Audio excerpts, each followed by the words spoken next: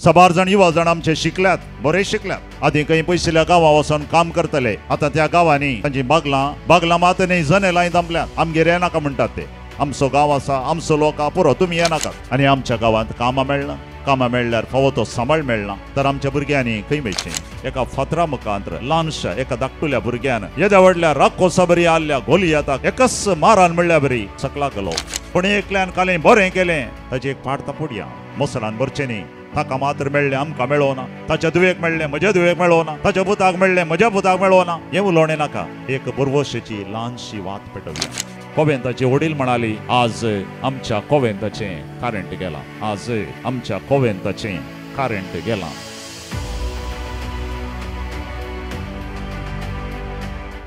क्रिस्ततय म्हज्या मोगाच्या भावांनो आनी भयणीनो, बडा भक्तीपणान मोगान म्हणले बरी ह्या अपुर्बायेच्या पुणशेताक, अपुर्बायेच्या ह्या जाग्याक आमी आयल्या भावार्थ आनी बरवो सोदून. ह्या वर्सा प्रस्तावांत आमी आयकलें, ह्या पवित्र जाग्याक आयिल्ल्या वेळार आमकां नियाळूंक एक भोव गरजेचो अपुर्बायेचो विशय आमचे मुखार आसा. ल्हान मेटांनी बरवोशेची जिणी. ल्हान मेटांनी बरवोशेची जिणी. कन्नडा भाशेंत ह्योच विशय आनी की भोव सूक्ष्म रितीन आमकां दिसता. पुट्ट पुट्ट ಹೆಜ್ಜೆ ಇಡುತ್ತಾ ಭರವಸೆಯಿಂದ ಸಾಗುವ. हो विशय कित्याक आनी हातूंत आमकां कितें आमी अपेक्षुचें. पाप साहेबान हें वरास जुबलेवाचें वरास 2025 जेजू जल्म न्हू. आनी ह्या 2025व्या वर्सा बरवोशान आमी आमची मेटां काडूंक पापान उलो दिला. कित्याक पाप साहेब म्हणटा, सांत पावलोचीं उतरां पळय करून बरवोसो निराश करिना. कित्याक बरवोसो भाव भयणीनो? कित्याक म्हळ्यार पापा सांगता आनी आमी जाणाव, आमचे दोळे आनी कान इल्ले उक्ते केल्यार आमच्या बोवारी काळोखाची मोडां भरान म्हणल्या बरी गोवन आसची आमकां दिसता. सदांनीत म्हणल्या बरी भिरंकूळ मरणाची खबर. सकाळीं उठ्ठानाच खबर धांवन येता, भेन दिसता. एकलो तसो मेलो खंय, एकल्याक एक्सिडेंट जालें खंय, आनी एकलो उदकान पडलो खंय. अशें हें पयशेल्या गांवांत न्ही, आमच्या गांवांत. तितल्यार ती खबर रावना. उरले खबरो भिरांतीचे आमकां दोसतात. ह्या दिसांनी कितलीं काजारां जालीं. कोलो आवाज, कोलो डान्स, कले म्युजीक, कले लायट्स. पूण 3 म्हयने उपरांत परिस्थिती दुसरीच म्हणून आदीं काजार जाल्ली आमकां सांगतात. हें आयकतना आमच्या भुरग्यांचो फुडार खंय आसा म्हणली भिरांत आनी खावजेणी आमकां येता. सबार जण युवा जण आमचे शिकल्यात, बरे शिकल्यात. आदीं खंय पयसल्या गांवां वचोन काम करतले. आतां त्या गांवांनी तांची बागलां मात न्ही जने लाय दमल्यात. आमगेर येनाका म्हणटात ते. आमचो गांव आसा, आमचो लोक पुरो तुमी येनाकात. आनी आमच्या गांवांत कामां मेळना. कामां मेळ्ळ्यार फावो तो सांबाळ मेळना. तर आमच्या भुरग्यांनी खंय मेळचें. सवाल आमकां दोसता. सबार जण युवा जण सैरीक नासतना विरार जाल्यात. मादक द्रव्यांक शिरकोन पडल्यात. आमच्या भुरग्यांचेर नियंत्रण आमकां सुकलां. भुरगीं खंयच्या वेळार खंय वेतात, खंय धांवतात म्हणली भिरांत आनी खावजेणी आमकां आसा. असल्या संदर्भार भाव भयणीनो पयस वयचे नाका. गांवांनी लढाई झगडें, विदेशांनी लढाई झगडें, वांटे फांटे हें आमकां सदांचें जालां. आनी असल्या संदर्भार पापा म्हणटा, बरवोसो खाण घेवन आमची पावलां आमी मुखार व्हरया. आनी हांगासर आमी आयल्या ल्हान ल्हान मेटांनी. व्हड व्हडले संगती आमकां करूंक जायना जावं पुरो. ल्हान संगतींनी, ल्हान विशयांनी बरवोसो धरया आनी बरवोसो दिवया. पवित्र पुस्तकाची 2 गडीतां तुमचे मुखार दवरता.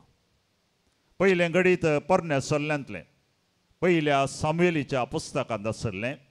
दावीद धाकटो भुरगो, धाकटो आनी इस्रायल गांवाक इस्रायल लोकांक कश्टून एक व्हडलो सैत आसलो राकोस म्हणल्या वरी गोलियात.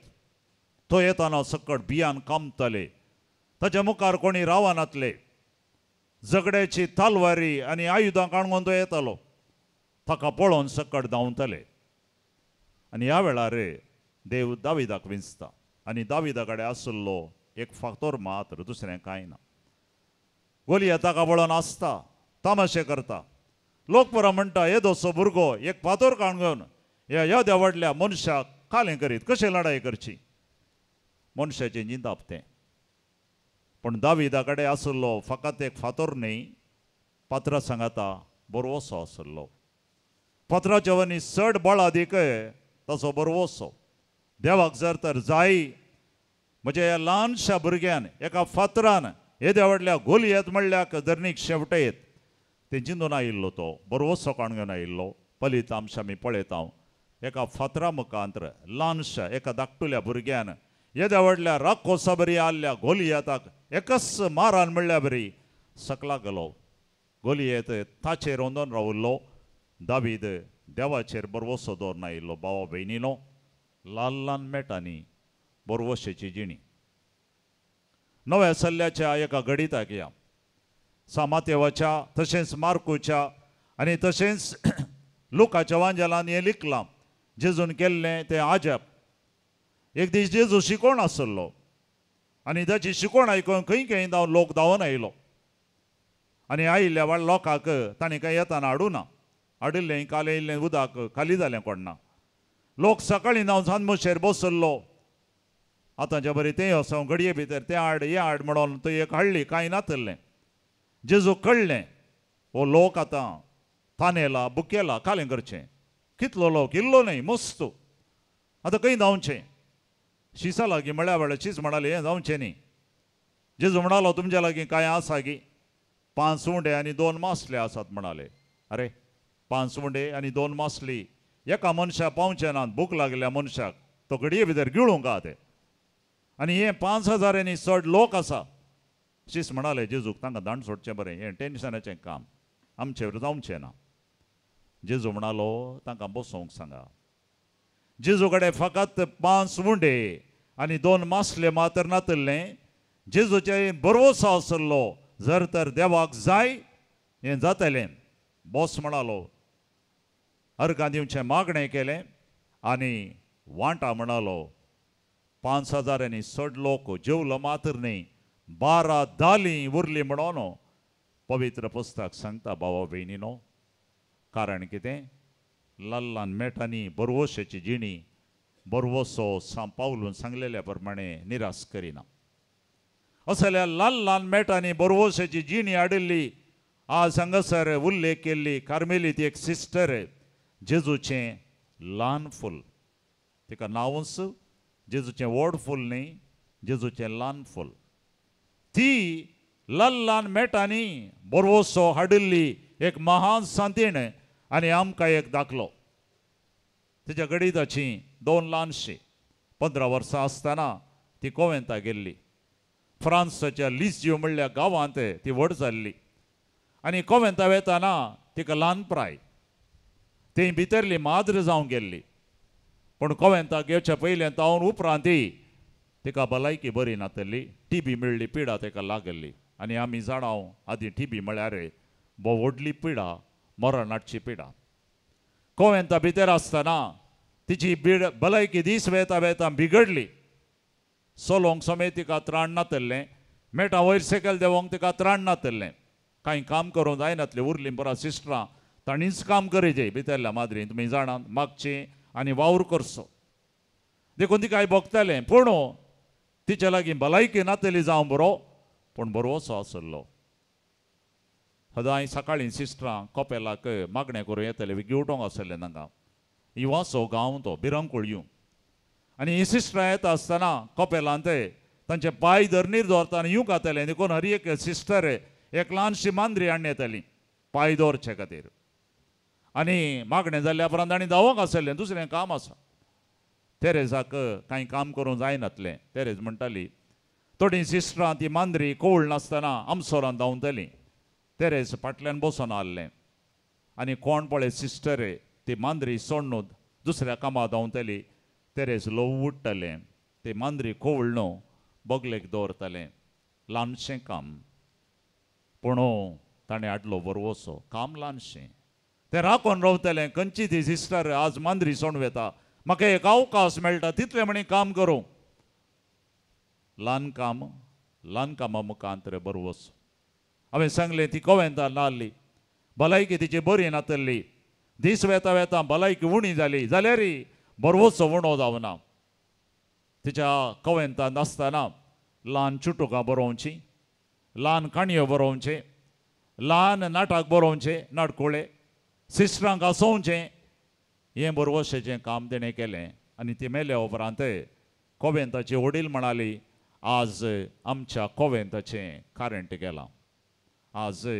आमच्या कवेंताचें कारेंट गेलां व्हडलीं व्हडलीं कामां करुनात ल्हान ल्हान कामां मुखांत तिच्या जिणयेंत आनी कवेंताच्या हेर सिस्टरांच्या जिणयेंत बरवसो तेणें हाडलो तर बरवसो म्हळ्यार कितें भाव भयणीनो बरवसो म्हळ्यार पयल्यान पयलें देवाचेर अखंड विश्वास म्हजेर जायना जावं बरो म्हजी भलायकी बरी ना जावं बरो या म्हजे कडेन व्हडलो दुडू ना जावं बरो पूण देव म्हज्या सांगात आसा तो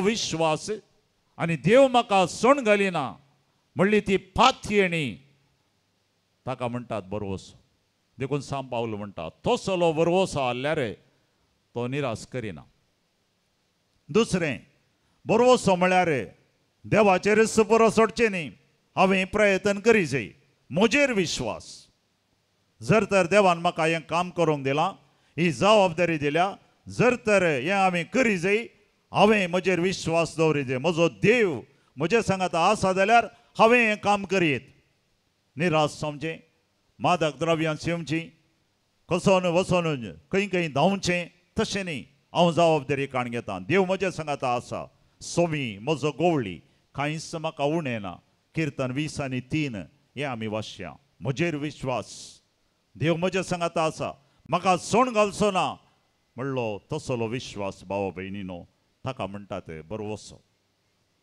निमाणे भाव भयणीनो ह्या पवित्र जाग्याक आमी येता आसतना पाटी वेताना कितें व्हरया पाटी वताना हेरांक आमी कितें दिवया जावं बरो आमी एक डायरी व्हरता व्हरया बरें तें जावं बरो आमी स्टॉला वेता कितें वस्तू काण घेता वाती व्हरता व्हरया बरें तें जावं बरो आमी हेर कितें व्हरता बरें व्हरया पूण ताच्या सांगाता बरवसो व्हरया भावा भयणीनो आज आमगेर घरा वेताना कितें हाडलें म्हळ्यार बरवसो हाडलो हांव आयलां आमच्या वाड्याक वेताना फिरगेजेक वेताना कामाच्या जाग्यार वेताना बरवसो व्हरया बरवसो वर्सो म्हळ्यार कितें भावा भयणीनो बरवसो वर्सो म्हळ्यार ह्या पवित्र जाग्यात हांव जेजूच्या बाळोक जेजूच्या ह्या पुण्य शेतांत हांव आयल्यां आज हांव धैर्यादीक बरवसो साणीन आसतना हांव आयल्यां बरवसो वर्सो म्हळ्यार कितें भावा भयणीनो एक बरें उतार व्हरचें कश्ट जाल्या मनशाक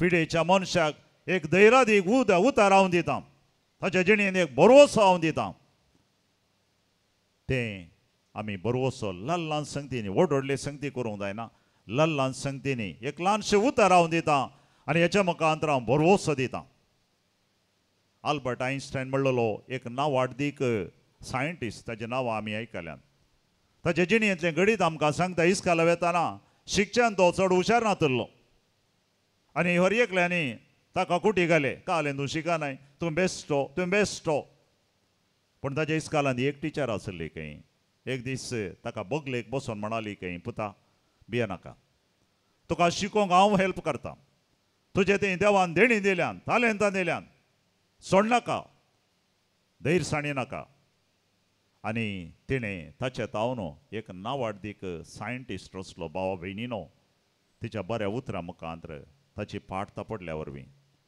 एका पिडेस्ताची आमी भेट करता एका कश्टांत आसलेल्या मनशाची आमी भेट करता बेजाराय आसलेल्या मनशाची आमी भेट करता भावा भयणीनो एक बरें उतार दिवया कोणी एकल्यान कालें बरें केलें ताची एक पाठ तापडया मोसरान भरचें न्ही ताका मात्र मेळ्ळें आमकां मेळोना ताच्या दुवेक मेळ्ळें म्हज्या दुवेक मेळोना ताच्या पुताक मेळ्ळें म्हज्या पुताक मेळ्ळो ना हें उलोवणें नाका. संतोश पावया, पाट तापोडया आनी तो वळू बरोवसो ताकाय मेळटा तुकाय मेळटा. आमच्या गांवांत आमच्या कुटुंबांत काळोख आसा म्हणून रडचें न्ही आस. एक बरवशेची ल्हानशी वात पेटोवया.